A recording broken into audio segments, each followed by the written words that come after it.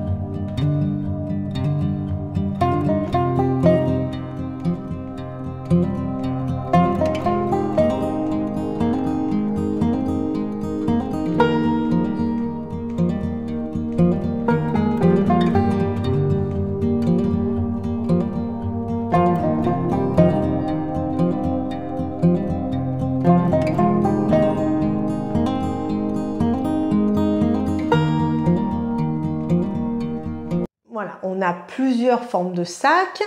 On en a deux carrés, un XS, un S. On a un sac seau. On a une version rectangulaire et on a un grand porté-épaule. Alors j'ai eu la chance de me rendre en boutique et de tous les voir dans toutes les couleurs. Je suis tombée au bon moment, hein, ça a été vraiment plutôt sympathique. Et pour ne rien vous cacher, pour vous dire la vérité, quand j'ai eu moi les premières images de cette nouvelle collection, je suis tombée vraiment amoureuse de la version rectangulaire, parce que c'est quelque chose que je n'ai pas dans ma collection. J'ai des sacs rectangulaires, mais vraiment en forme roseau, un petit rectangle comme ça, je n'en ai pas. Mais aussi du sac. Je vais être directe, le rectangulaire, c'était vraiment, voilà, parce que j'ai trois couleurs favorites, vraiment dans les nouvelles couleurs. J'ai châtaigne, céladon et ce vert lumière qui est vraiment extraordinaire. Et je voulais ce rectangle en vert lumière. Il se trouve que j'ai été très déçue.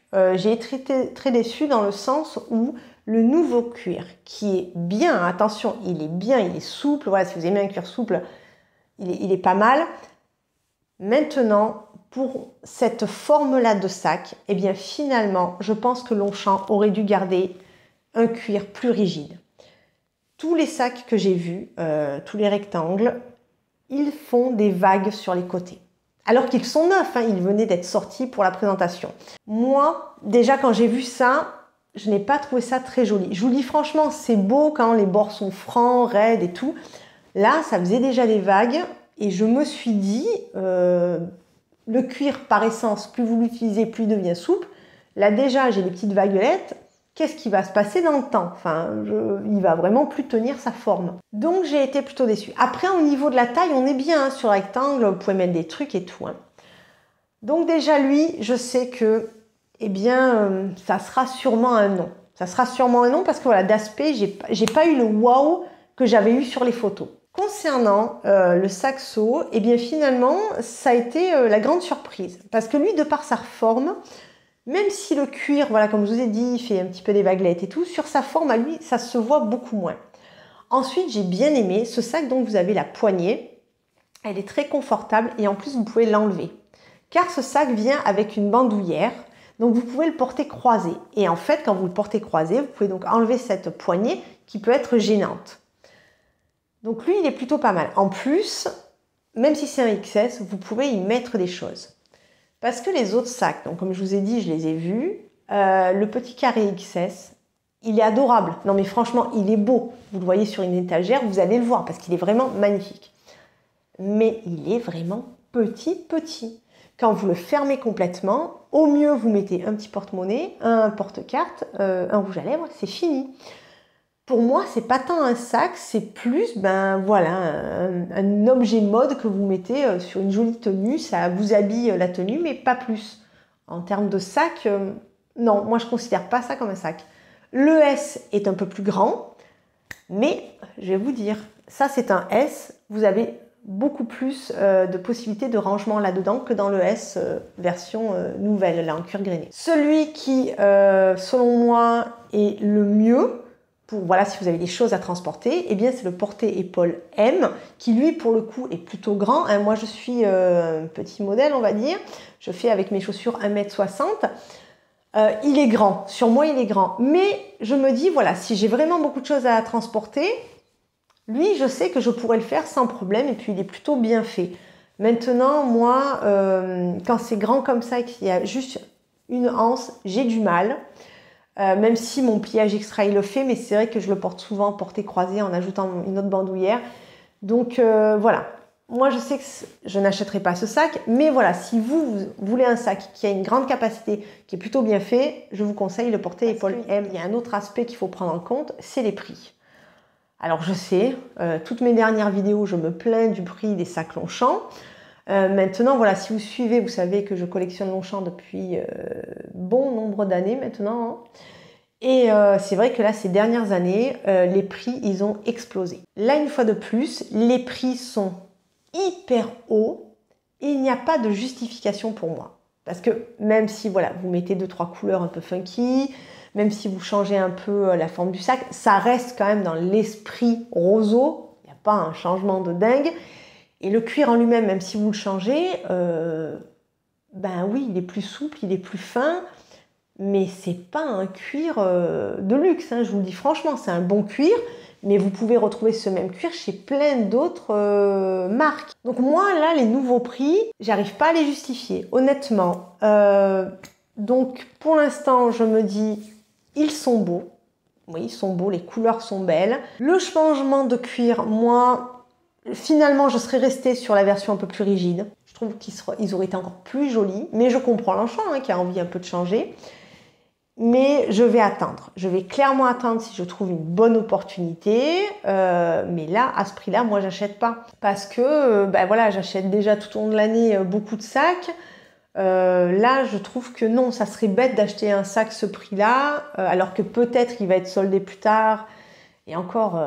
Voilà, soldé dans les boutiques Longchamp, c'est maximum moins 30%.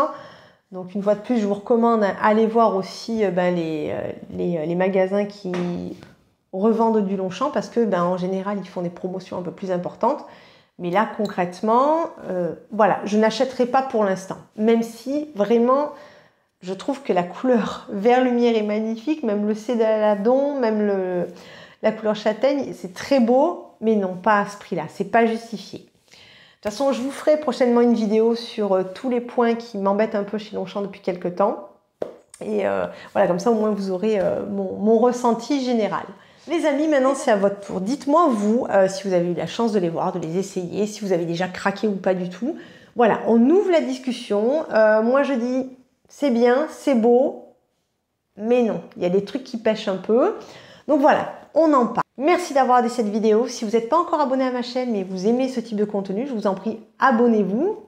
C'est beaucoup de soutien, c'est très gentil. On se dit à bientôt dans une prochaine vidéo. D'ici là, portez-vous bien, je vous aime et je vous fais de gros bisous. Bye bye les amis.